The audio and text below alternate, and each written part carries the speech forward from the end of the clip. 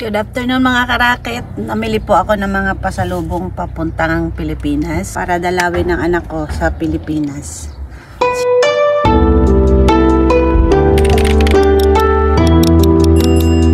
Good afternoon mga karakit. Bukas po ang flight ko patungong Pilipinas at 1 linggo lang po ako doon para dalawin ang puntod ng aking nanay at ng aking anak na panganay.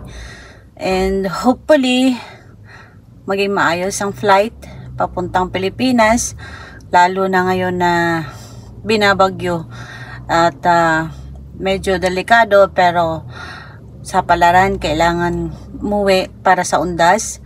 First time kong uuwi after 30 years ng buhay ko dito sa Japan.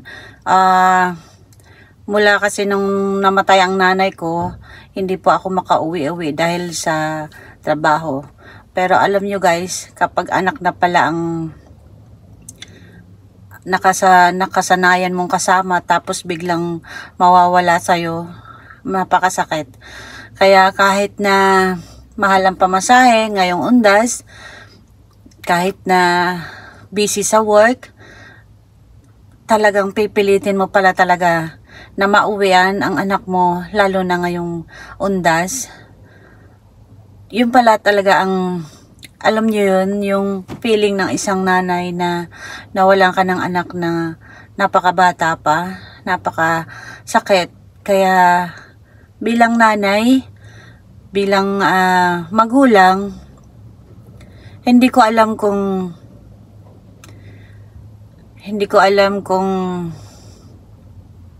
anong mararamdaman ko sa ngayon. Hindi ko alam kung anong tumatakbo ngayon sa isip ko. Basta ang alam ko, sabik na sabik ako sa anak ko. Ang alam ko, miss na miss ko na siya. Kahit man lang sa puntod, madalaw ko siya, makapagtirik ng kandila o insenso. And so yun nga po, bumili po ako ngayon ng para sa anak ko, yung insenso na nakaugali ang tinitirik dito sa Japan. So hopefully, kasi paborito niya yung lavender. Ito po yung binili ko para sa kahit papano maipagtirik ng para sa anak. So yun lamang po, samahan niyo po ako sa aking travel to Philippines. Shout out po sa aking mga Team Nanay Japan, sa aking mga subscribers. Maraming salamat po sa inyo. At sa mga hindi pa po nakasubscribe sa akin dyan, please like and subscribe to my channel.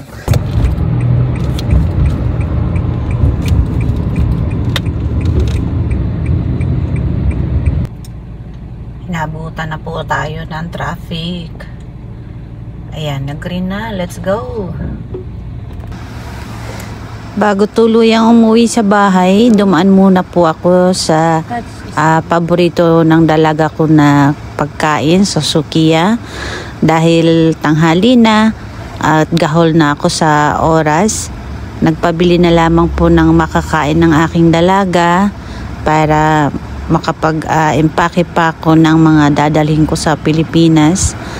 And mabuti naman at medyo may oras pa para makapag-empake, dahil sa totoo lang, sa sobrang busy ko po sa trabaho ay hindi po talaga ako nakapag-empake kahit isa.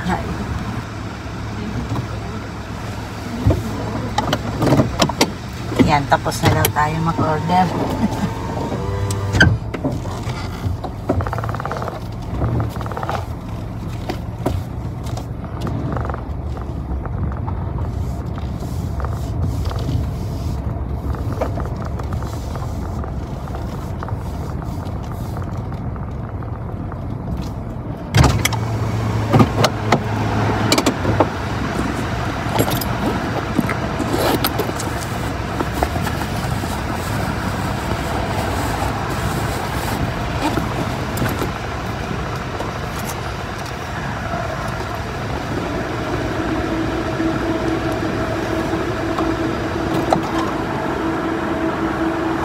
medyo matagal po dito, matagal ang order nila kasi maraming kumakain dito.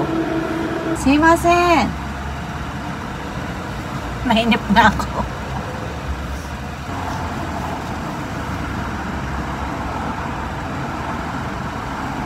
Ayun, may ginagawa pa pala. Sorry naman. Gutom na. Busy na po kasi sa pag-e-empake at hindi pa masyadong, kasi dahil nga sa sobrang busy sa work, bali hindi pa ako nakapag-empake ng gamit, kaya naghahabol po sa oras. Kaya ready-made na lang ng pagkain ng binili ko para dire-diretso na lang yung pag-i-empake ko mamaya.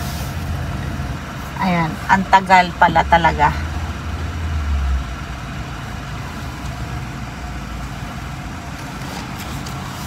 Oh Lord. Ayan na, may tao na sa cashier. Babayad na tayo.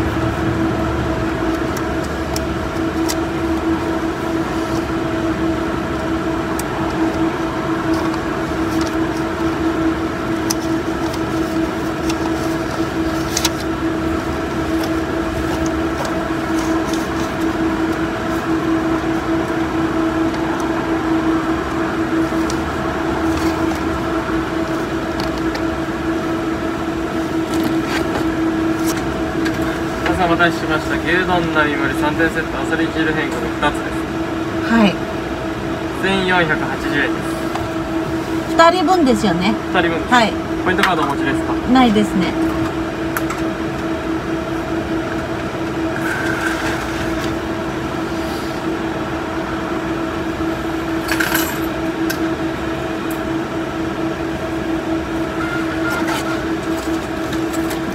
お釣りとレシートです。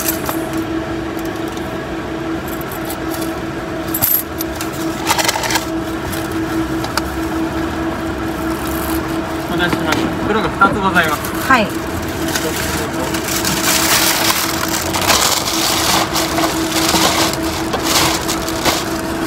これ味噌だっけ？味噌スープ？あさり汁。豚汁スープなかった。見なかったら、大丈夫。大丈夫です。はい。ありがとうございます。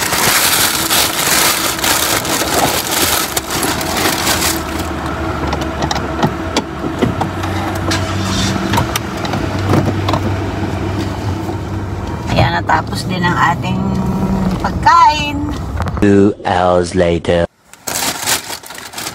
Ayan, nakauwi na po tayo. Gutom na ang aking dalaga.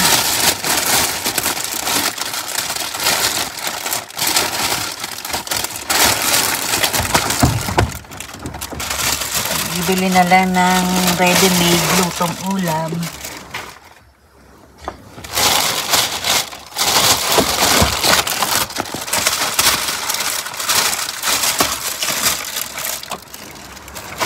Ayan, dalawa pala. Let's go, guys.